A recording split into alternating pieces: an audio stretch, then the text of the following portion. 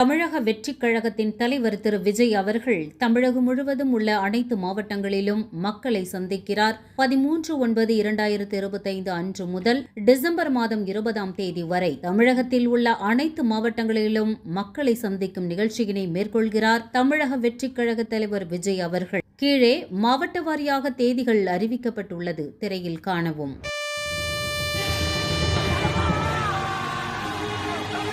Oh!